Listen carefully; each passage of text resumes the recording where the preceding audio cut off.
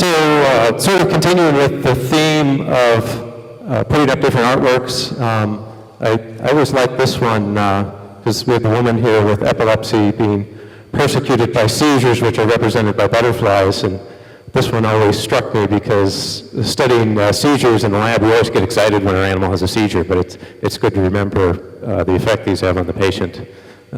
This is by Julia Schachter, which I assume is no relation to Stephen Schachter here. Nice coincidence. Okay. There we go. Okay, so summarizing kind of the main theme of my talk, I wanted to show this slide here. And what you're looking at is the dentate gyrus of a control animal and the dentate gyrus of an animal with epilepsy. And this is the pilocarpine model of epilepsy. And one of the things I wondered, so these are all abnormal granule cells. So we have a normal-looking hippocampus here, and then this one is a disaster. And a lot of the research I've done has focused on trying to understand whether these abnormal cells play a role in epileptogenesis. But whenever I see a hippocampus like that, I've always wondered, so most of the time the animal's not seizing. And the question is, so you have all these abnormal cells here, what effect does this have sort of in the interictal periods when the animal's running around? And what I'd like to show you today is at least to present the possibility that maybe these abnormal cells are contributing to some of the behavioral problems and neuropsychiatric problems we see in epilepsy. Okay, so I've broken my talk down into 4 parts here. So first I'm going to talk a little bit about the abnormal granule cells we see in epilepsy, and then some of our more recent work linking the mTOR pathway to potentially mediating epileptogenesis and some of these abnormal changes. And the reason I'm talking about the mTOR pathway comes up in the third part, in that this particular pathway is implicated in another number of neuropsychiatric diseases. And then in the final part, I'm going to talk a little bit about some of the evidence linking these abnormal cells to epileptogenesis, and then some of the studies at least suggesting that abnormal cells might contribute to behavioral and cognitive problems in epilepsy. Okay, so first, just to orient everybody, I may have to go up to play movies here. So this is the hippocampus, and I'm okay. Let's see. And what you're going to see here is a 3-dimensional reconstruction from a tissue cleared with one of these new clearing agents. And this has got a depth filter on it. But you see the 2 blades of the dentate gyrus here.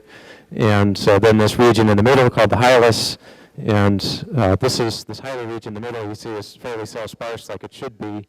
In epilepsy, you see accumulation of abnormal cells in this hilar region. But this is one of the new imaging techniques we've been playing around with to get better imaging of these cells and what they're doing, and to be able to reconstruct their morphology better. I think I can go on here. So this is showing the normal morphology of a hippocampal granule cell. So a very characteristic pattern. You have a cell body here, and dendrites that go out one side, and an axon comes out the other, and it's very sort of stereotypical structure. This again is coated with a depth filter, so processes at different depth in the tissue of different color. So this is a reconstruction made by Victor over here of these cells that we use for quantitative analysis. But again, the point here is just they have very stereotypical structure, and that presumably contributes to their function. Okay, so aberrant granule cells, they're characteristic of temporal lobe epilepsy, and it looks like many of these abnormal cells are newly generated cells. The 3 types of abnormalities that we focused on are shown here. So normal granule cell structure shown in red, so cell body, dendrites out one side, axon coming out the other. And we've known about this mossy fiber sprouting shown in blue here for a long time. And these granule cell axons, can you still hear me, or we get turned down? So the granule cell axons project back into the dendritic field and form actually excitatory synapses with these dendrites, so you get this recurrent excitatory loop that's thought to be pro-epileptogenic, at least hypothesized to be. Shown in green here, I'm losing my pointer, is a basal dendrite. And again, so the basal dendrites project into this hilar region where they again can get innervated by the axons, creating these recurrent loops. And then in yellow is one of these hilar ectopic cells. Okay, so this is just some of the evidence that I run through real quick. It's all published now, showing that a lot of these abnormalities are generated from newly generated granule cells born, in this case, in the adult brain. So the blue label on this cell here is BRDU, so that tells us in this case that this cell is 12 weeks old. It was born a week before pilocarpine status epilepticus. And do we have another laser pointer? Actually, this one's dying. Okay. So you see the axon coming out, and you see the two arrows there. That's the axon. So it's supposed to come down towards the bottom. The floor here is the way the axons are supposed to go, and the two arrows show it projecting. Okay, there we go. So this axon projecting into the granule cell layers, this mossy fiber sprouting. Here's some other examples of, again, newly generated cells by the blue label. And so we have hyaluroctopic cells here. They're supposed to be in the granule cell layer. And then here's one of these cells with the basal dendrite. And you can see this basal process is completely surrounded. Is that one better? It's completely surrounded, oh, there we go, by the axons of other granule cells. And again, creating these recurrent loops. Okay. So we've seen this in a couple different models of epilepsy now. I was showing you the pilocarpine model. This is the intrahippocampal canic acid model. We also see basal dendrites here. The structure is different, so they're more elaborate, but again, very unusual and not what a granule cell normally looks like. And I'll rotate this other one for you. And so if you look at this image I'm messing with now, these cells were really unusual. They have basal dendrites, the two in the center, but no apical dendrite. So in this case, these two cells here, so now they're getting all the wrong inputs. They're getting all their inputs from down here in the hilus, and they're not getting any input from entorhinal cortex where they're supposed to be getting inputs normally. Okay, so involvement of the mTOR pathway in epilepsy. So here is sort of an incomplete schematic of the mTOR pathway. What you need to know about it is it regulates neuronal growth, LTP, all kinds of things. But it's an appealing pathway for mediating some of these changes because of its role in neuronal growth. So here, mTOR complex 1 and 2, and I'll just run through, there's a lot of evidence now. I'll run through some of the evidence sort of linking this pathway in epilepsy. So first, during epileptogenesis, you see an increase in mTOR pathway activation. So that's shown here. So this, our molecule here, S6, gets phosphorylated when the pathway is activated. And the blue stain here is phospho-S6 staining. So this is intrahippocampal canic acid ejection into this hemisphere. So this is sort of the control hemisphere. And if you look at the blue stain, there's not much here. We have almost all the granule cells labeled with this phospho-S6 label on the injected side. And then with the YFP that is just constitutively expressed in these granule cells to reveal their structure, you see there's an increase in neuronal cell size. So compare the control side. So granule cells are very small normally, so you see all these small granule cells, and you see they're much larger here. That increase in neuronal size is consistent with an mTOR effect. Also evidence here from Michael Wong's lab using the mTOR inhibitor rapamycin. And what they did is they used one of the status epilepticus models, so canic acid here, and looked at seizure frequency over time. And the black bars are the animals treated with saline. They have lots of seizures, and the rapamycin treated group has very few seizures. So it's suggestive of maybe an anti-epileptogenic effect. And then work by Paul Buckmaster infusing rapamycin into the hippocampus. So you see this black band here. This is this mossy fiber sprouting. And when you infuse rapamycin, you can block mossy fiber sprouting around the infusion region. So it looks like, and there's more evidence out there linking this, but a number of sort of intriguing findings suggesting that this pathway may be involved in epileptogenesis. So where we started with this was to kind of reverse the question and say, if an increase in mTOR signaling in granule cells is epileptogenic, if we make an animal where the only thing that's wrong with that animal is it has increased mTOR signaling in granule cells, that animal should have epilepsy. So the way we did that is we targeted a gene called P10 here, which basically kind of acts as a stop on this mTOR pathway. So in our animals, which I'm going to show you in a minute, we deleted PTEN from the granule cells, and now the mTOR pathway without it sort of stop becomes hyperactive. And so I'm going to show you what that looked like here in our animals. So we're looking at images of the dentate gyrus. So the green label is nu-N, just to label all the neurons. The red label is PTEN. So this is our control animal, and you see basically 100% of the granule cells have PTEN staining in them. In our knockout animal, and if you have questions on how we did this, I'd happy to address it later. But in our knockout animal, we designed this so that we would knock PTEN out from just a subset of the granule cells. So stained with nu-N here to label everything, and you see these gaps in the staining here, which show up as gray cells in the bottom image. So these are our PTEN knockout cells. So in our first experiment, we knocked PTEN out of about 10 to 25% of the granule cells. So morphologically, what happens when you do that? So this is 2 normal granule cells in one of these animals here. This is a PTEN knockout granule cell. So you see we've been able to reproduce this neuronal hypertrophy. These cells also get basal dendrites. They get dendritic hypertrophy. And if you compare that to the pilocarpine model, so you can see a number of these hypertrophied newborn granule cells in the pilocarpine model. So that's similar between the two. These cells also get basal dendrites. You can see some of them also have enlarged or thicker dendrites in the apical side. So just by knocking out PTEN, we're able to reproduce some of the features that we see in these traditional epilepsy models. Also increases in spine density. So this is PTEN knockout, this is pilocarpine. And also hyalurictopic cells, which I'll show that as a movie. So these 2 green cells here, so this is the PTEN model, and these are hyalurictopic granule cells, so they're not supposed to be where they are. Okay. So this is a brainbow mouse, so you can do many colors. We've only got 2 in this one if you're having trouble with our lasers. But these are all PTEN knockout cells, and then some of these cells become ectopic, and there's a little cluster of mossy fiber sprouting right here. So there's actually an axon that comes up into the intermolecular layer from one of these cells and forms a little cluster of synapses. So again, this is using this scale clearing method. So this is about, I think this was about 700 microns deep of tissue. So you can make the tissue almost translucent, so it becomes very easy to image deep with a confocal microscope or a 2-photon. Okay. So what happened? We'll play another movie. So this is one of our mice.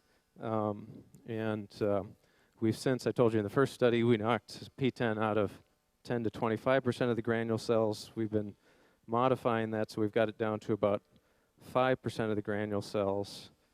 And even when, so 95% of the granule cells are normal, most of the rest of the brain is normal, except for we get some cells in the olfactory bulb. And again, if there's questions on that, I can tell you why we don't think it's coming from olfactory bulb. But this is our mouse here, so he's got 5% PTEN knockout granule cells.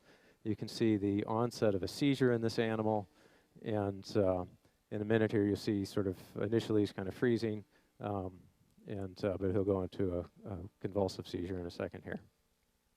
So kind of the upshot of this experiment was that this shows that abnormal granule cells, making them abnormal by PTEN deletion, is sufficient to cause epilepsy. So these abnormal cells appear at least capable of driving epileptogenesis. We don't know yet whether that's actually happening in animals or people in some of these other models, but I think it's an important story because it at least shows they're capable of doing it.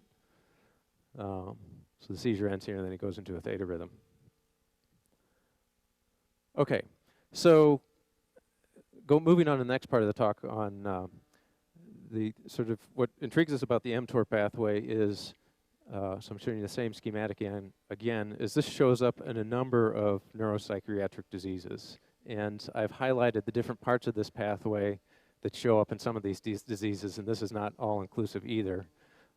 There's the neurotrophins we were talking about in the previous talk. But this is TSC, so when this is knocked out, you get tuberous sclerosis complex. So these kids get tubers. About 90% of them have epilepsy, and I think about 50% or so have autism. So here's Reelin. So it's implicated by genetic studies in a number of different diseases, so schizophrenia, depression, autism. Here's NF1, neurofibronin 1, which causes cognitive problems. Here's DISC1 that feeds into this pathway as well. So this is disrupted in schizophrenia 1. This gene recently linked to schizophrenia in a big family. So I found this really intriguing because this suggests that not only is this pathway potentially involved in epileptogenesis, but it also appears to be involved in a number of these other diseases. Okay, so moving on from this, the next thing you see so a number of these different genes have been studied, and what's been found is that DISC1, for example, and some of these other genes play very important roles in regulating granule cell neurogenesis and integration. And when you look at the morphological abnormalities that disrupting these genes does, and I'm showing you DISC1 up here, you get very similar morphological abnormalities to what you see in epilepsy. So this is from a DISC1 knockout mouse, and you see you have a hypertrophied soma, and you have a basal or a dendrite coming off the bottom of the cell. It should be coming off the top. So compare this cell from a DISC1 knockout to this is the intrahippocampal canic acid model of epilepsy. So you have these dendrites coming out the bottom and then turning around and going back this way. So that's atypical. So here's one from the pilocarpine model of epilepsy. Here's some more of these hypertrophied cells in the pilocarpine model. And this is from an in vitro model that we developed a few years back where you can actually, we think may be happening here is that the cells may be re-entering sort of a migration phase where the soma migrates up one of the dendrites, and you can see this is a time series in the in vitro model here. So the same cell the whole way through. So you have a dendrite here, and what happens is this dendrite gets shifted down towards the bottom of the cell. And if you can see, there's a branch here that comes off this dendrite, which moves. So it starts on the dendrite, it moves to the cell body, and then it actually ends up on this dendrite. And the effect of that is you get a cell that kind of looks similar to this one. So kind of the take-home message here is that some of these mutations in the genes associated with mental illness phenocopy granule cell abnormalities we see in epilepsy. And then this is work from Schleibel and Schleibel from one of the classic works looking at granule cells from medial temporal lobe epilepsy patients, and you see the same kind of abnormalities, so basal dendrites and enlarged soma and so forth. So this is looking at another one of these mutants. So this is the Wheeler mutation, and this is our normal granule cell structure. This is from the pilocarpine model of epilepsy, and what I want you to see here is all these cells in the hilar region where they don't belong. And then this is a Wheeler knockout mouse, and so it's a little bit harder to appreciate, but the granule cell layer is here, and then you have all these cells again in the center where they don't belong. So the Wheeler mutation sort of reproduces these granule cell or migration abnormalities that we see in epilepsy. Okay, so what does it mean? I think that's the big question here, and last thing I want to touch on. So most of our work has looked at the potential role of these cells in epileptogenesis. And one of the studies that we published recently was just asking the question, so if abnormal granule cells cause epilepsy, then the more abnormal granule cells you have, then maybe the more seizures you should have. That seemed reasonable hypothesis. So we did 24/7 seizure monitoring on a group of pilocarpine-treated animals for about a month. So we know exactly how many seizures they're having. And then we looked at the anatomy of the newborn cells in these animals, and then just made these correlations. And so what we found was that the more ectopic cells an animal had, the more seizures it had. So you can see there's a positive correlation here. We saw the same thing with mossy fiber sprouting. So more mossy fiber sprouting, more seizures in the animal. And sort of a trend with the basal dendrites, but not as strong. So that doesn't necessarily, it's correlative evidence. It doesn't prove these cells cause epilepsy, but it's consistent with the idea that they might. So we saw the same kind of pattern. So what you're looking at here is the P10 model. And because of the design of this model, we can manipulate the number of abnormal cells, the number of P10 knockout cells that are present in these animals. And if we look at animals that have about 15% P10 knockout cells, they show their first seizure at about 60 days of age. And if we reduce that to about 5% P10 knockout cells, then it takes a little over 100 days before we see the first seizure. So that's sort of similar to what we see in the pilocarpine model, is that the more abnormal cells you add to the animal, the faster the epilepsy progresses and maybe the more severe it is. So these guys actually die within a couple months, whereas these guys last a lot longer. And this is just an example of a seizure from one of these animals. So what about the behavior? So less is known here. And again, back to my original question is, given kind of the disaster, as I said, of the structure of this dentate, does this function normally, sort of in interictal period? So the dentate and the hippocampus is supposed to do all kinds of important things that we've discussed so far. And I find it hard to imagine this thing works right. So to start to get at this question a little bit, we've started doing electrophysiology studies on some of our PTEN knockout cells, and what we can conclude from that is that the physiological properties of these cells are definitely abnormal. So this is a patch clamp from a control cell versus a PTEN knockout cell, and you see there's a lot more excitatory postsynaptic currents, so more spontaneous activity. And this is a voltage ramp from a control cell versus a PTEN knockout cell. And I think the best kind of experiments that address that are experiments where really the only thing that's wrong with an animal is you sort of added abnormal granule cells to it. And I'm going to highlight two experiments here that have been done in the last few years that kind of did that. The first was to knock out TrkB. And so TrkB is a receptor for BDNF that we talked about earlier. And this is a TrkB knockout granule cell shown here, and this is work by Bergami et al. And then they rescued it by adding TrkB back in, and what you see is a difference in the structure of the dendritic tree when you do that. So when you knock out TrkB, the dendritic tree is much less elaborate, so there's less branching. When you put it back in and rescue the cell, you see the recovery of the normal branching pattern of the granule cell. So when you test these animals, so this is examples of the open field, where sort of you have this X-raised maze, and you have open arms and then closed arms. And it's kind of a test of anxiety. So a less anxious mouse will spend more time in these open arms, and it's kind of bright, and it can fall off. And a anxious mouse doesn't really like to be there, is the thinking. And what you see is in these TrkB knockouts, where really the only thing that's wrong with these guys is they have these granule cells with less elaborate dendritic trees and no TrkB. They prefer to spend a lot more time on the closed arms compared to the rescued mouse here, which is going through all arms. And that's indicative that when you do this, you get a more anxious phenotype. And then the contrast, more recently, a group knocked out NF1, and the effect of that on granule cell structure was just the opposite. When you knock out NF1, you got a more elaborate dendritic tree. And what they did is they did an immobility test, and they treated control animals with 2 SSRIs. And what you see in control animals is you get a little bit more immobility in the controls, and when you treat them with the SSRIs, they're a little bit less anxious, is sort of measured on this test. And you compare that to the NF1 knockouts, remember, have larger dendritic trees.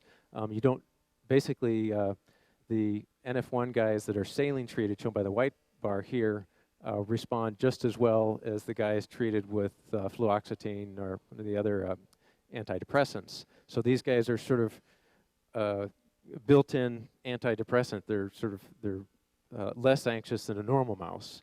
And I find that very intriguing, that you have opposing changes in the dendritic structure of these cells, which is producing opposing phenotypes. But sort of the take-home message here is that in both of these cases, the changes or the mutations were targeted fairly selectively to dentate granule cells, and targeting just those dentate granule cells was able to produce a behavioral phenotype. And I think that makes a strong argument that this cell population is at least able to contribute in principle to some of these behavioral changes. Okay, so just to summarize everything, so I showed you granule cell abnormalities are phenocopied by mTOR pathway regulators that we see mutated in a number of different neuropsychiatric diseases. So the abnormalities that we see in these diseases, at least in the animal models, are recapitulated in the epilepsy models. The functional impact of the abnormal granule cells is still sort of controversial. We have some evidence suggesting they may play a role in epileptogenesis. I showed you some evidence, there's not a whole lot yet, linking it to abnormal behaviors. And then finally, especially for you guys doing studies in human tissue, We still need a lot more information. We don't know a lot about whether these abnormalities are present, like the basal dendrites and some of the other abnormalities are present in different neuropsychiatric diseases, and I think that would be really critical information to have to kind of test this hypothesis. So that's my story, and I'd be happy to, we have a break now, I think.